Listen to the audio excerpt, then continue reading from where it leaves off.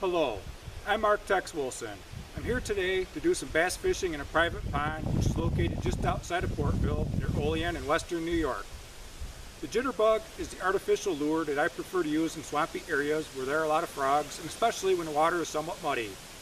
It seems to work the best later in the evening when the temperature is cooling down and when the water is fairly calm. Right now it's roughly 7 o'clock in the evening and still a little bit earlier than when the lure is most effective. Let's start out by taking a look at some jitterbugs. They come in a couple different sizes and in many different colors. The first one on the left is the size and the style that I prefer. It's a little bigger than the other two and has two treble hooks instead of one. It's also a little heavier for greater casting distance, but most importantly, it makes a lot more noise. The splashing in the water is what attracts the bass. It also resembles a frog. As you can see, the water is a little muddy in the swampy pond. Under these conditions, the best luck will be attained by using natural bait with a scent or by using artificial lures that make a lot of noise to attract the bass.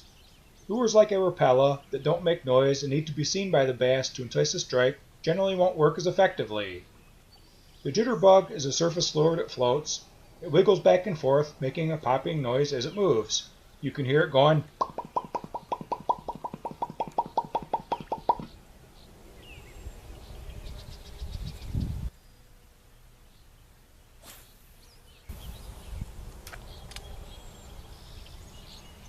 It doesn't take a lot of skill to use this lure. It's just a matter of holding the end of the rod down as it's reeled in to make it wiggle and pop more effectively. If you reel it too slow, it won't wiggle as much and will make a lot less noise. If you reel it too fast, the fish aren't given as much time to locate it. It's merely a matter of reeling it in at a steady, moderate pace. The actual skill needed is being able to cast into tight places, recognizing areas where bass like to hide, and being able to land a bass once it's hooked.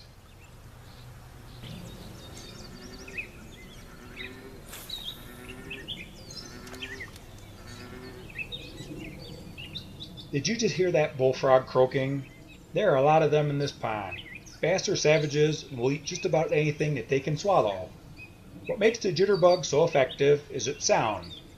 I'd also guess that it most closely resembles a frog to a bass in this environment. Lures are most effective when they imitate and resemble something indigenous to the environment that they are being used in.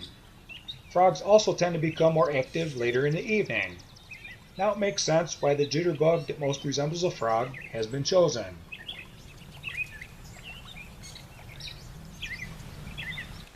Here's a closer look at the action of the jitterbug.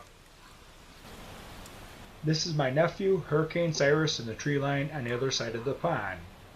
He is also using a jitterbug. Look at that excellent form and the high level of concentration being used. The kid is focused. If he isn't careful, he just might become an angler. It sure would be nice if one of us would catch a fish soon.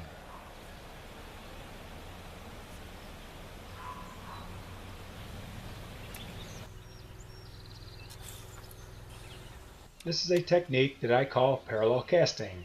The lure is casted parallel to the shoreline and reeled along it.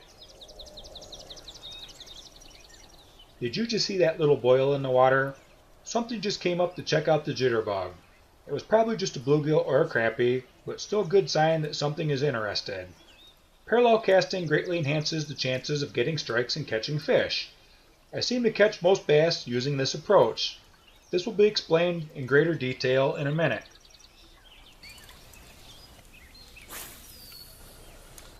Most people have a natural tendency to cast a lure out as far away from the shoreline as they possibly can.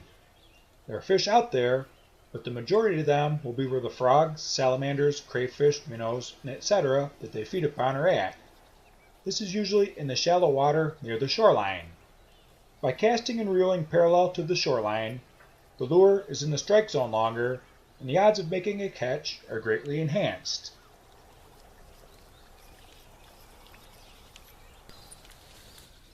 The jitterbug is less effective in choppy water because there is so much wavy action that sound and trailable bubbles are lost in the mix. Right now the conditions are ideal for the jitterbug. The sun is no longer sweltering and the water is like a sheet of glass. It's about 8:15 and surprisingly there hasn't been any action here. There's less than an hour of daylight to work with.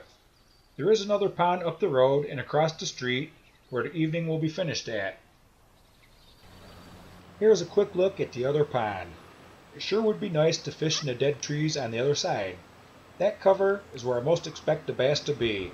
The problem is that a boat would be needed to access that area, as well as the majority of what open water there is to fish here. Here's a quick look at the right. There are weeds growing around most of the outer perimeter of the water. It's not pleasant to have to pick them off of a lure after every cast. Trying to reel in a bass through them is also a nightmare. They're often hung up and lost in those weeds. And here's a quick look to the left. Most of this pond isn't fishable offshore. The banks are full of high weeds and trees with very few places to stand. There are even weeds floating on a good portion of its surface. This is a largemouth bass's paradise.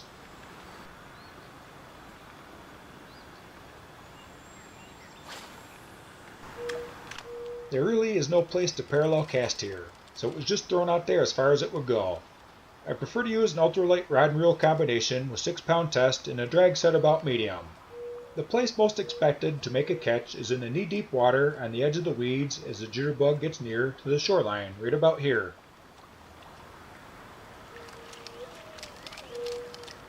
And now it's time for the big catch of the day.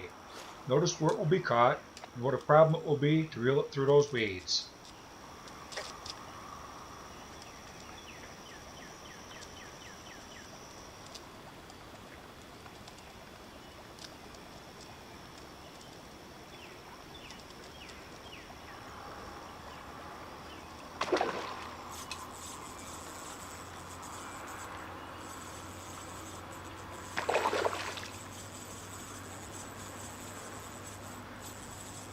Weeds.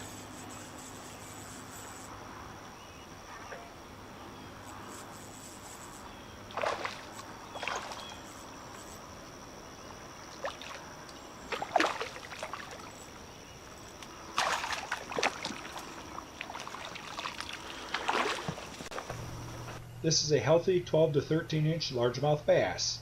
It wasn't quite the evening that was hoped for, but this last minute catch as daylight was running out has made the trip worthwhile. This is just something that I do for fun once in a while to kill a couple hours later in the evening during the summer, and this catch was certainly a thrill. The bass is being released unharmed. They are edible, but filleting and scaling them is messy work and downright smelly. There are also usually black parasites in the meat. They won't hurt you if the meat is fully cooked, but just the principle. I urge more fishermen to practice catch and release so they can live to fight again another day, and so other anglers can enjoy them too. A couple of years ago, these shallow ponds were outstanding bass fishing. Unfortunately, the last couple of winters have taken a severe toll on the bass population here. It would have been nice to have caught more bass for the filming of this video, but at least one was caught. The next videos will be filmed in Allegheny State Park. Before resuming a personal quest to photograph a live timber rattlesnake in the wild near the western New York and Pennsylvania state borderline, a detour will be made to Red House Brook to do some trout fishing. I'm Marc Tex Wilson. Thanks for watching.